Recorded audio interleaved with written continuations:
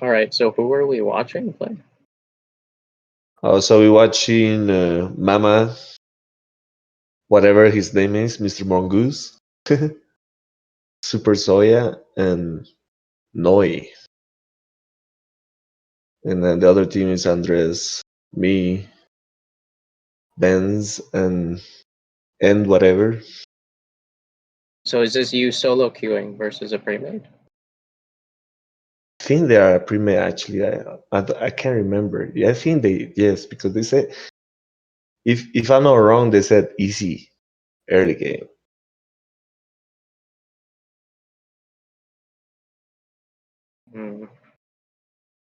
So I decided to hold, let them push, and try to be greedy early if I could.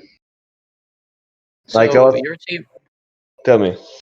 your team has double Protoss, and then you have this dude doing 2 races for some reason.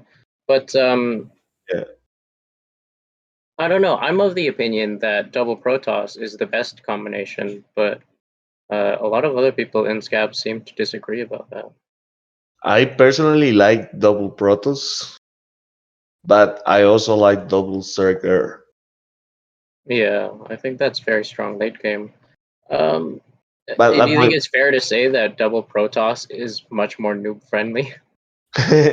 what I mean with double Protoss, what you could do is that one of the, because most of the Protoss players go immortal, so one of the immortal players from the immortal switch to Zerg, and it's not a big of a hit on the income when it comes to upgrades. Okay, let's say if you go Protoss, air, and ground, you will upgrade the same amount of upgrades compared to Scourge, for example, and Protoss ground. Oh, I see what you mean. So, like, instead of upgrading Protoss ground and Protoss air, you're just doing Protoss ground and then Zerg air as well? Yeah. So ultimately, you're kind of spending the same amount of money.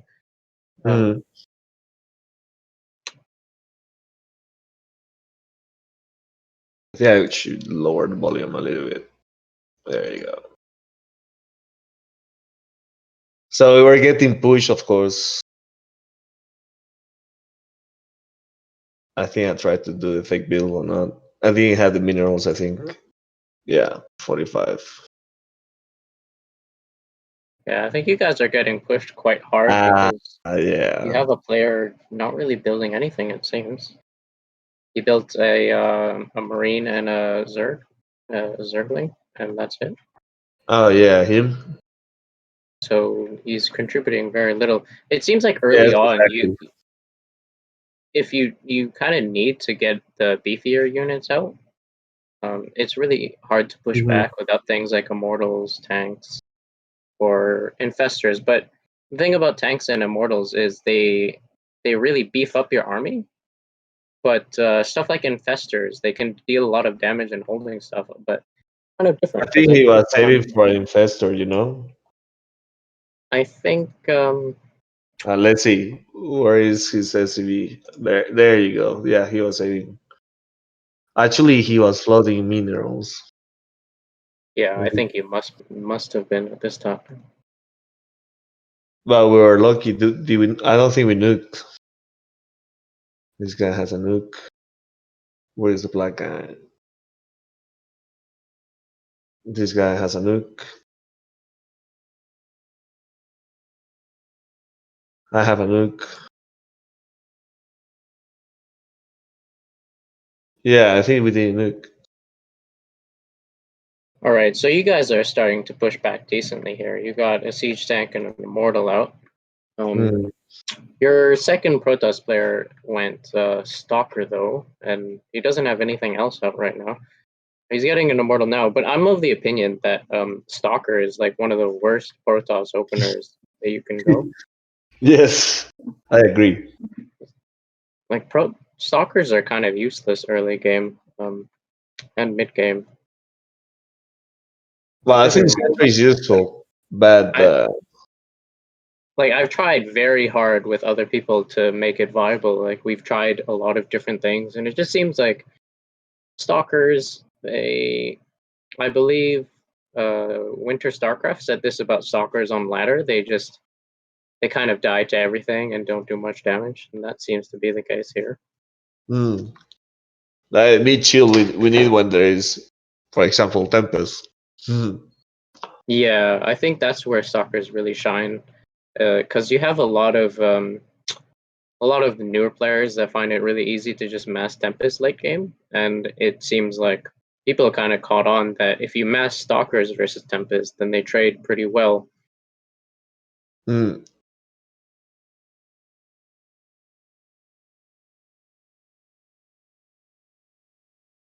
I mean, I think you could kind of separate early game units into one of two categories. Either you're building units to support your army, or you're building units to kind of beef up your army and create a large push.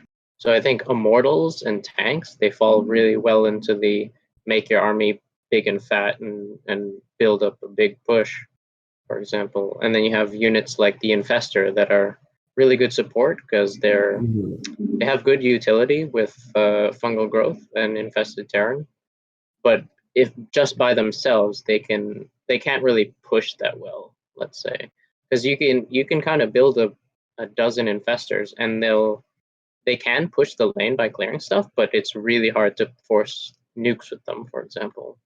That's true. That's one thing, and then the second thing is when it comes upgrades, they start to fade down.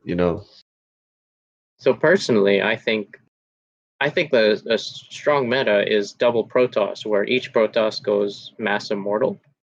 Because I think tanks kind of fulfill the same role as immortals, but just slightly less efficiently.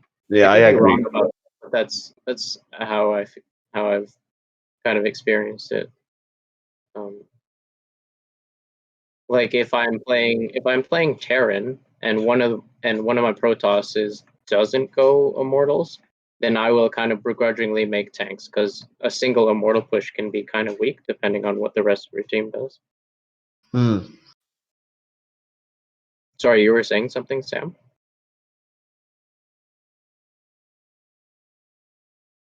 Oh, it's so good.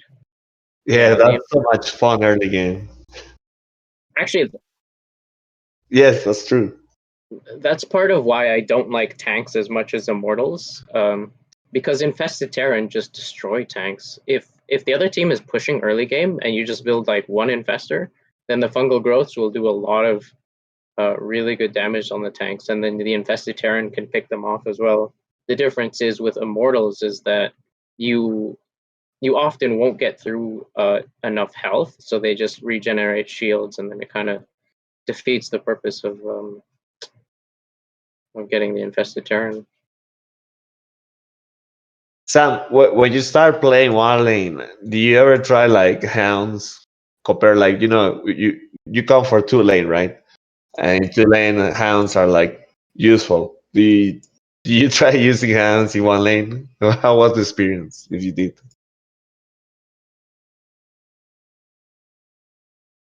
Really? Well, Yeah. it's very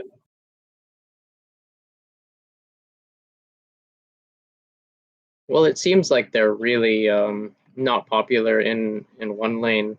I think the reason is because there are very few cases where I believe this is true.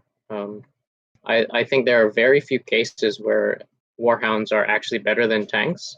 It's really unfortunate because from what I understand, warhounds were designed on ladder to counter immortals, right? But in this game, they don't do bonus damage versus armored, and tanks do.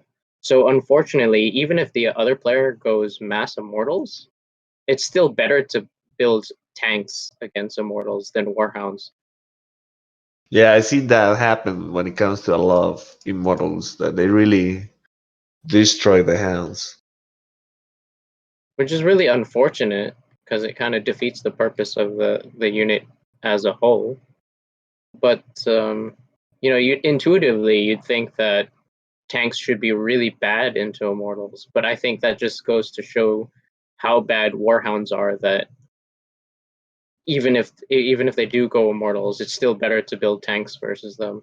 I think I did a bit of testing with some friends of mine, and we found that the only reason to go for Warhounds is if there's literally like no armored units on the other team. I believe tanks are cheaper. They spawn faster. They have a higher range. Like there's very little reason to go Warhounds over tanks because they don't do the bonus damage versus armored.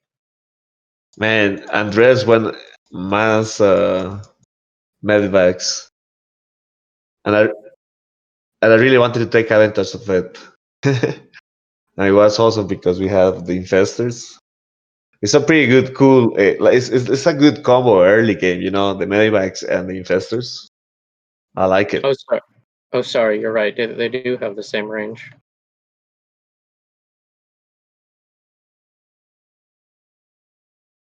I mean, it would be more useful if someone did the math. Actually, I believe Grizz did the math on that. Although I think that might have been 2-lane, not 1-lane.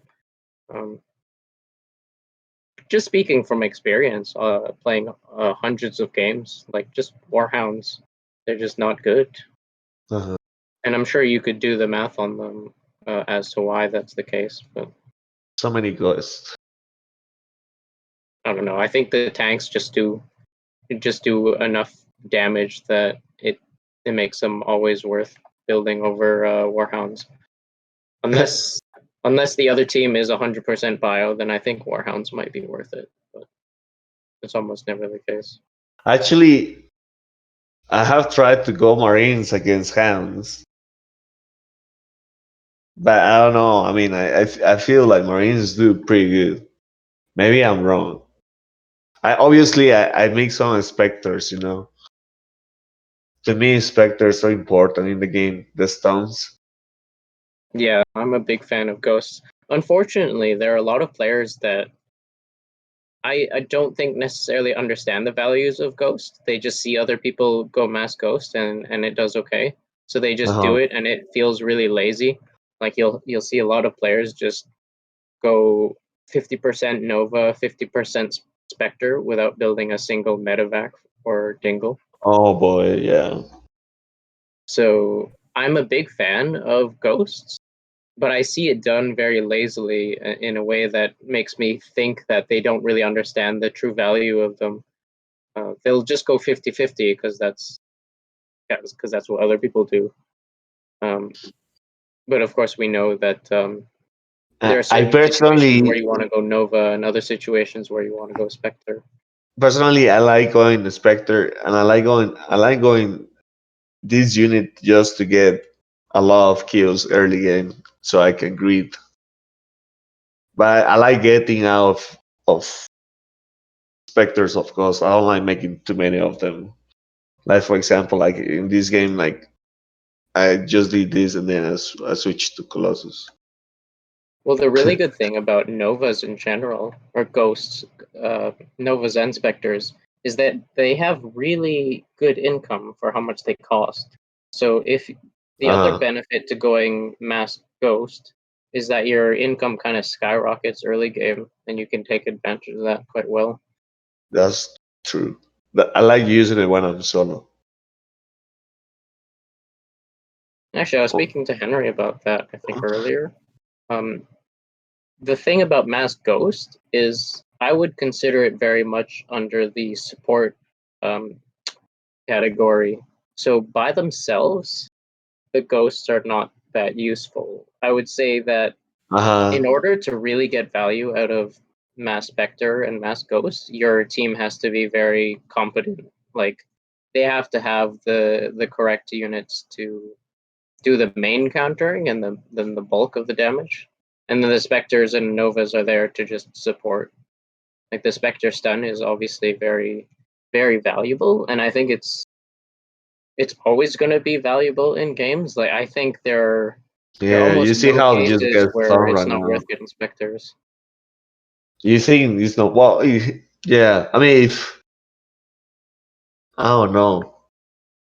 Well, I can't think of It's hard any to tell. situations where Spectres have no value. It's true. Like they're great. Like for example, to stun lips, to stun like storage if they're synced. Yeah.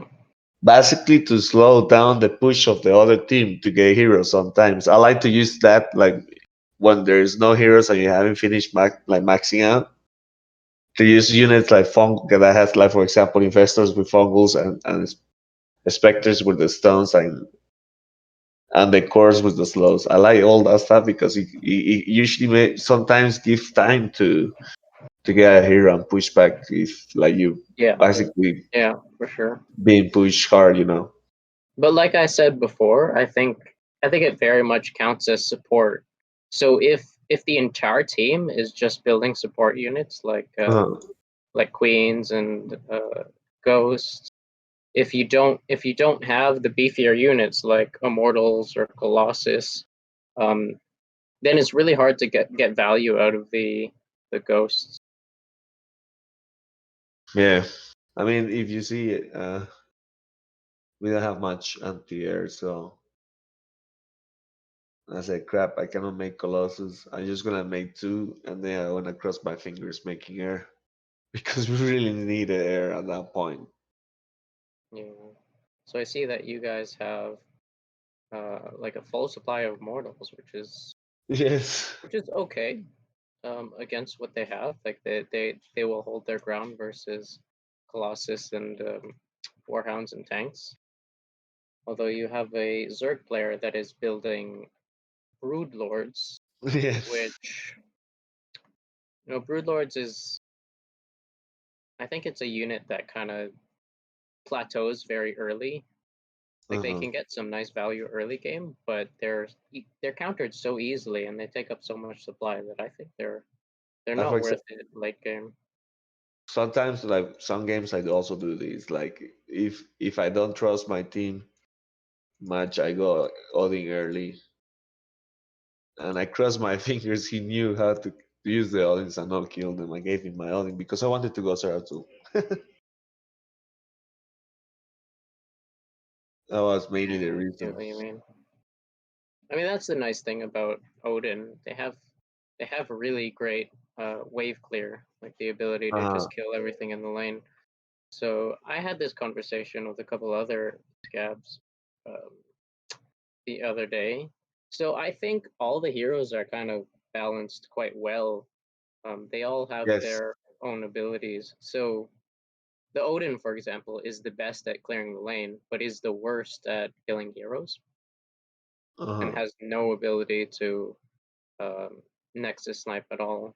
But you have Zeratul on the other side of the spectrum, who is by far the best at killing heroes, but the worst by far at clearing the lane.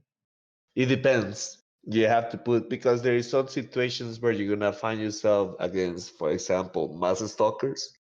If you are in a late game and you have four Zeratuls, we clean the lane really easy.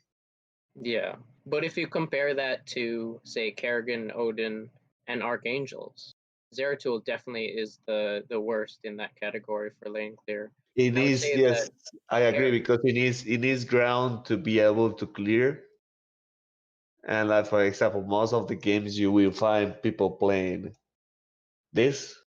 but that's the trade-off with the heroes. Zeratul is really good at Yeah, killing yeah. heroes and bad at clearing the lane, and Odin is the opposite of that.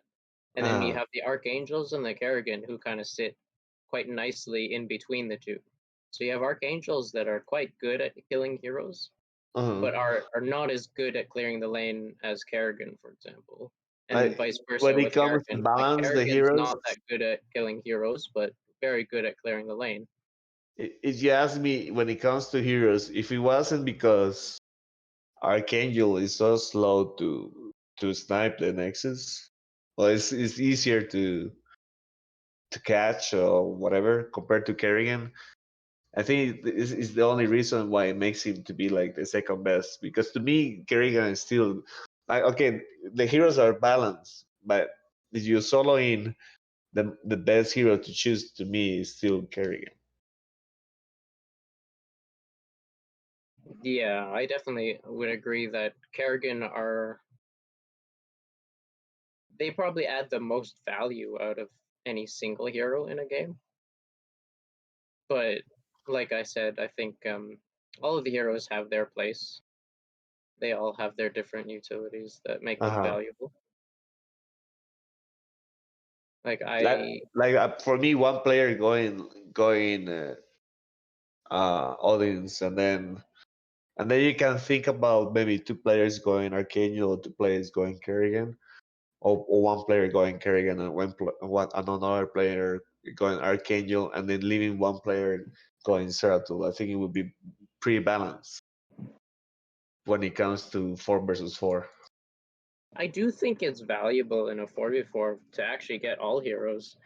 Depending on what the other team is doing. Like Odin can be quite nice because it alleviates a lot of pressure from Kerrigan and Archangels to clear the lane.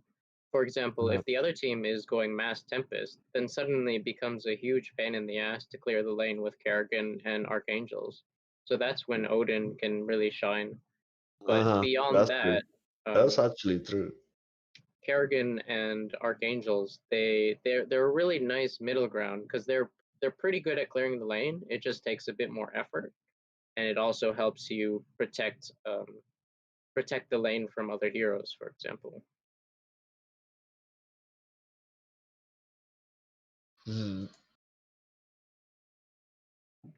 Oh, the upgrades are pretty good in both teams. So who do you think has the upper hand in terms of unit composition? At that point, I was feeling like we were actually pushing the lane pretty easily. I noticed in a lot of games that you'll have a lot of teams that many audience that don't Nuke City, necessarily yes. understand like good unit composition, but they can win the lane just by working really hard with the heroes that they have. And then as soon as you go to overtime, then it becomes much more apparent like which team understands unit composition much more. If you ask me, this is the biggest problem when it comes to new players. Hero play. Like it's easy to spot a guy who is new because they build Odin and they just rush the Odin towards the ramp, and he dies to the other team's unit.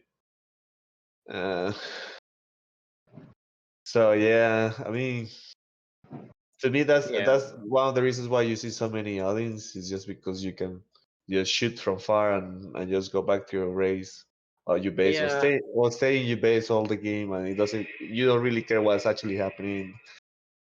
Odins are by far the popular pick with beginner or kind of average players because as you mentioned, they're very noob friendly. It takes very little effort to get a lot of value out of them. So many nukes. Oh my god. But I'm not sure if that's because down. they never tried other heroes, or maybe they tried other heroes and didn't like them because they were too much work, or they didn't understand the value of them. So you see, this is why you need at least one player going Zeratul. Always. But it's so difficult to go Zeratul when you're playing solo.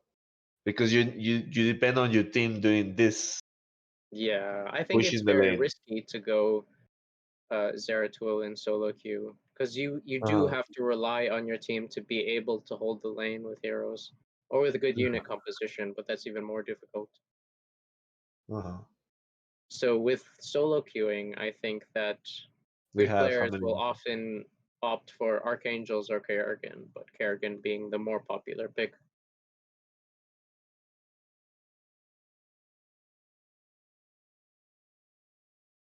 Oh, the pups. So we do have one Archangel player on the other team, but everyone else has gone Odin. Yes. And then on your team, we have triple Odin with Zeratul. So it's kind of like a... No, we have someone going Kerrigan. Is he here? Okay, even better. Yeah. Because I think Odin kind of plateau after a certain amount. Because after a certain amount of Odin, then you just have infinite nukes, and then beyond that, you kind of have to rely on unit composition to push the lane, or good hero play, or good hero play. but it can be very annoying to play Zeratul against many Odin. Well, to me, And the biggest problem about playing Zeratul is the fact that there are units that body blocks the Zeratuls. Oh, this Nuke. What the hell? I see what you mean. Like, if you Yes. have a massive, if you Like have a massive wave Infestors of stalkers, or then your Stalkers? Zeratul can Yes. really get stuck behind them, and then they can Yes. be picked off pretty easily by other heroes. Yeah. Or you can't blink back because there's a huge stack. So you're just taking the damage like a man. Yeah, yeah. Oh. Man, this guy is doing pretty good with the upgrades. So I saw the ellipse and I got a little stress. So what's your plan with Zeratul in this game? Are you just trying to scare them? Well, basically, I wanted just to kill their heroes. Yeah, because I'm seeing that you have 2 Zeratul, but Mongoose Uh, has 3 Archangels, and Archangels do double damage versus heroes, and they uh-huh. have and his Archangels have +9. So it's But very. I saw him flying them. Oh, I see. But it's very Yeah. scary for you to jump on those Archangels because he had first of all Uh-huh. he has more heroes than you, but he He does. has to make the mistake for me to engage. I see what you mean. You're waiting for him to make a mistake, Yeah. but it's quite dangerous for you to engage because Uh-huh. you have one less hero and he has a hero that's very good at killing Zeratul. That's why I've been playing very patient. You see, I haven't tried to do any stupid stuff with my Zeratuls yet. Oh, I see. And you're down one hero because you I gave an gave Odin him to you. yes. So I was hoping that in our time we will beat them. And meanwhile, I just wanted to kill as many heroes as I could. I see. And I But I was can happy to see my teammates going all in. So I'm like, okay, at least we don't wanna be pushed hard. Yeah. So the thing about Odin is they're very great at clearing the lane, but my personal issue with them is you're really relying on the other team to make mistakes. Odin are a Uh-huh. very passive unit, I would say, because you're Uh-huh. clearing the lane, but you're not able to pressure them at all, which is something that other heroes can do. If you have Zeratul, Archangels, and Kerrigan, but specifically Zeratul and Archangels, they can pressure the lane really hard because Uh-huh. the Zeratul can blink in, Void Prison a hero, and then the Archangels can come help finish the kill. Uh-huh. But you have nothing like that with Odin. So with Odin, you're kind of just hoping that you're clearing their lane Uh-huh. more often and faster than the enemy can clear your lane. But I can see how it can easily lead to a stalemate. If you just have both teams going mass Odin, then you're just Uh-huh. sat there nuking each other's wave all the time. And then at that point, like unit composition doesn't matter at all because whatever you're building, both teams Oh, are just nuking each side. So oh, so close. if you have I'm coming back for. Oh, I got well him. done, Oh, that's beautiful. well done. So I was hoping for situations like that where ground was pushing, so I can push with ground and kill their heroes. This Oh, is I one see what another. you mean. Yeah. This is another thing that happens a lot is that people actually fights on the other team's units, so they're getting damage that they shouldn't be them getting at all. They're getting damage that they could avoid. Like for example, these guys should be trying to fight now because they are pushing the lane, and we are not pushing the lane at all. Right, I But see what you mean. So you want to engage fights where you can kind of use your whole army as a bit of a meat shield yes. and or like a cloak, I suppose, so it's easy to de-aggro stuff. Well, at this point, when I solo Zeratul, I think like the units are my archangel, are the ones that are going to finish my kill. Oh, I see what you mean, yeah. Uh-huh. And to a certain extent you have to because Uh-huh. the Odins, they can technically fight heroes, but their response time is so slow that in practice it doesn't really happen. So, like for example, here you see ground is pushing, so I push with ground and I just void, and the units are doing damage to the Archangel. Right. So you don't even necessarily want to kill them. No. You want situations where you can trade better. And then obviously if you can get the kill, then that's perfect. But Yeah, I wanted to waste time on me instead of killing units. So there's more defensive Odin nukes as well instead of offensive. But my teammates are just doing this, sitting around. That's the problem. Like people build heroes. Like this guy built this Kerrigan is being here forever. This is a problem. And I don't want to complain about the player because it's just like things that they don't know that they should be doing maybe. yeah, it can be super frustrating solo queuing with a team of random people because you It, have a lot of game knowledge uh, that you can pass on to them. But mhm, often you'll have players that don't really want to listen to you, or maybe they don't trust you, or maybe both. uh, And then even if they do basically, trust you, there's a bit of just pure skill that makes a difference as well, ultimately. basically, what I think is this that the other team. Oh, I tried to send the Kerrigan. The, this team, like for example, these guys that are actually strolling against us, they will lost the game already long time ago if my teammates actually used their heroes properly. And these all 1 hour games would be avoided. Yeah. So I was kind of getting at that earlier. My pet peeve with Odin is you're kind of praying for the other team to make mistakes, but you're kind of just sitting there nuking each other's lane, and you're in this infinite stalemate, uh, which is something that you can only kind of shake up with other heroes like Kerrigan and Zeratul and Archangel. uh, I think that definitely makes a huge difference between beginners and like slightly more experienced players that understand the yeah. value of applying pressure with heroes. Because the Archangels and Kerrigan, they can clear the lane, but they can also apply pressure to other heroes and even, do stuff like Nexus sniping, but that's kind of late game stuff, I suppose. And you could kind of consider it cheesy. Hmm, what a shame of Nuke. uh, it's funny because some people consider Kerrigan snipe like a cheese, like some other people consider Cage a cheese.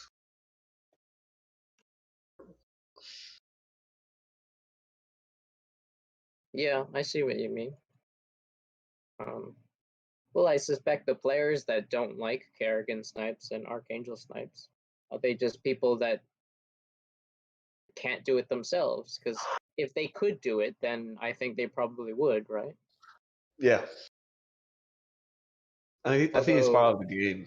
although caging is kind of a different story because I believe there are a Okay. lot of people that understand how to cage and can do it, but still don't like it or don't respect it.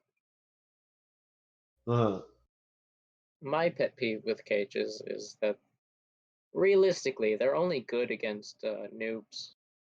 yes. A strong team should never lose anything to a good cage Yeah. or Funny a bad fact cage, of course. is that I never seen Ben doing Cage like himself. Have you ever seen him doing that? I never seen him doing No, I that. haven't really played with them at all. Oh come on. I don't see that many people cage in general. I Oh mean, of I course, you I see them all the time, but of the yeah. players that I know, I don't know I many basically people that when I see cage. my teammate doing Cage, it's like, oh no, 1 hour game. So when I see people cage, it tends to be people that are not beginners, but they're kind of medium experienced people that they've seen cages be successful because they can win against complete noobs. They can force nukes. Uh, Like, don't get me wrong, if you're playing against noobs, then a cage can do a lot of. It can apply a lot of nice pressure, but it, the caging kind of requires you to. You're kind of crossing your fingers and hoping that the opponent doesn't know what to do against it. Whereas when you're playing with Archangels and Kerrigans, for example, you're not really crossing your fingers hoping that the other team is bad. You can actively apply pressure, and that makes the difference between a good player and a really good player. So sadly, there was not much action when it comes to hero play a part of the nukes. I don't know how many nukes happened already, but I'm just hear nukes going and going and going and going the whole game. Yeah, it's the problem with Mass Odin versus Mass Odin. Like I was saying before, like when you get to a certain number of Odin, then unit composition doesn't matter at all anymore. Although there I is think one exception to that rule. I think I also won Zeratul because I didn't know what to expect from the other team. Oh, so it's Because safety they were a mechanism. pre-made, yes, they were a pre-made, so I was just, I don't know. Yeah, I see what you mean. I think it's a Oh, brave choice, to oh, be fair. oh shit. It's like, oh no, better not. Bye. You see where I come? There you go. The units blocking is always a problem. Yeah, for sure.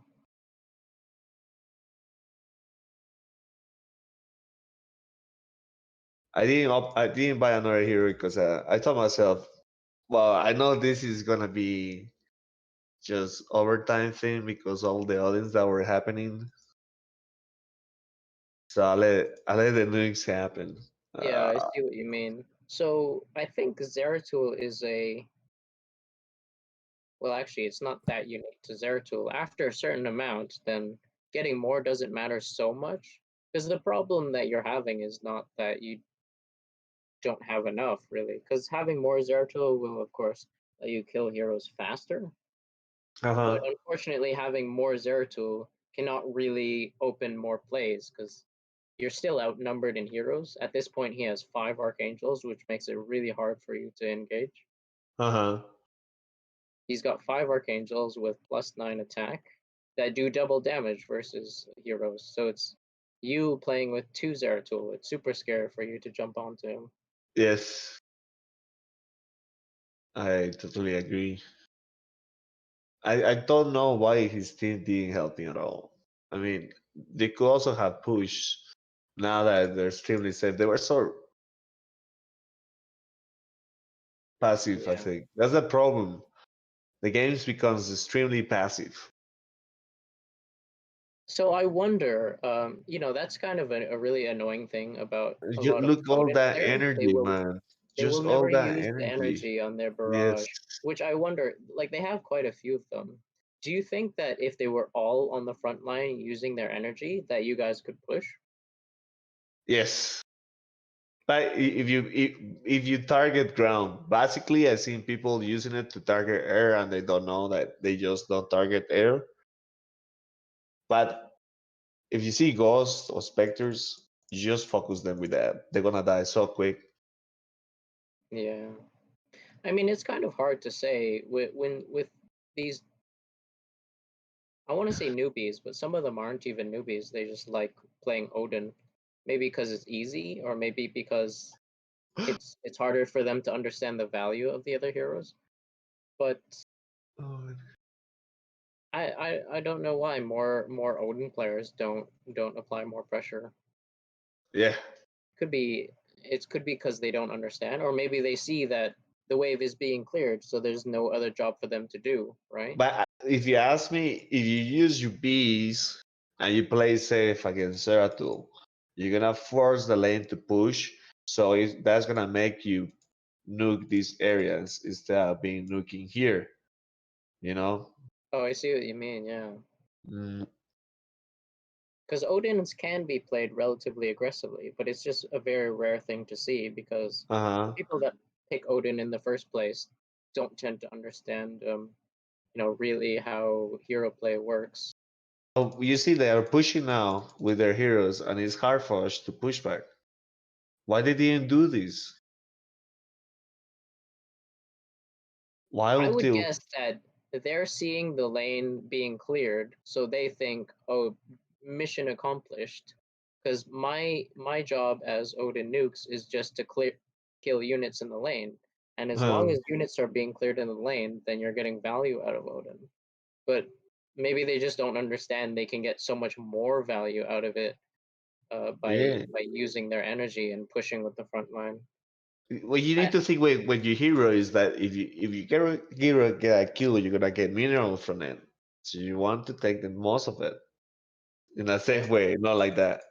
If I can interject about Odin's, um, some other things that Odin can do that a lot of people don't realize is they can be used very effectively to zone other heroes by placing nukes every once in a while. If you use your nukes only to wave clear, then you're not using your Odin to its full potential.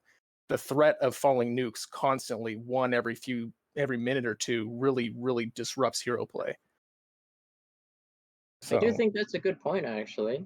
Something that I see Oh, much better oh, Odin players do is they'll use their nukes to either zone, as you say, and in the best case scenario, they'll actually get hit by the nukes and just take damage over time. Because absolutely.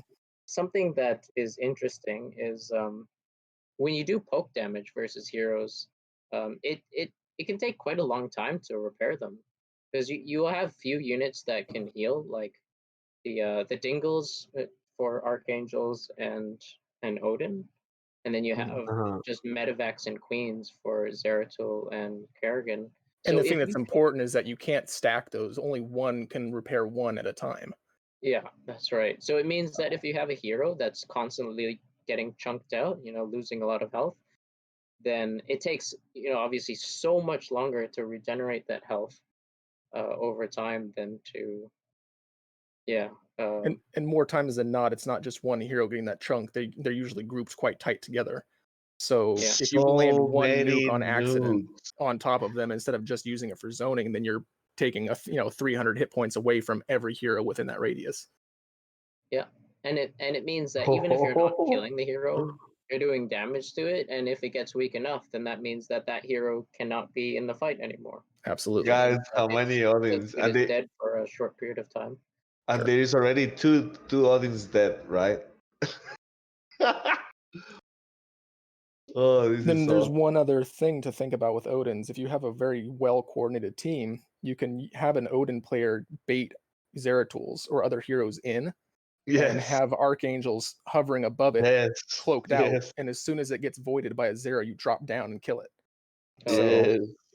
yeah. I That's mean, this is kind of going into much a more advanced strategy. Yeah, strategies. sure, but it's Because just a in this, showcase that there's more to use an Odin for than just wave true, clear. for sure, Yeah. true. absolutely. That the game is Unfortunately, actually more dense of what actually people think it's not. Yeah, like if yeah. people think it's not dense at all, but the game could be actually dense. Oh, absolutely. So in this case, we're kind of being tortured by just watching Look at Mass this! Look at Odin this! fighting Mass Odin. Look at this! Look at pop! Oh my god, that is Wow! so many Forgot heroes. about that. Although if we look at the nuke count, you guys are still up nukes, so, one nuke. So I would say that's definitely worth it. Uh Um, huh. but I was I think worried that at the can end be, game. I mean, I was worried yeah. having Archangels if I see I the. see what you mean. Yeah, in this situation, I'd be very happy to kill the archangels just to make sure that there's no threat of a snipe. Uh-huh, exactly. But It's but it's it's what I thought at that moment. a late game nuke like that can be a very tough decision to make though, because it was very close to overtime. I believe they had like a minute and a half to finish, which Uh, maybe they could have, and there was that archangel uh, that was quite dangerous in that situation. But it kind of feels bad to use a nuke in the last like 5 minutes of the game, let's say. oh, this is good. Mama already started doing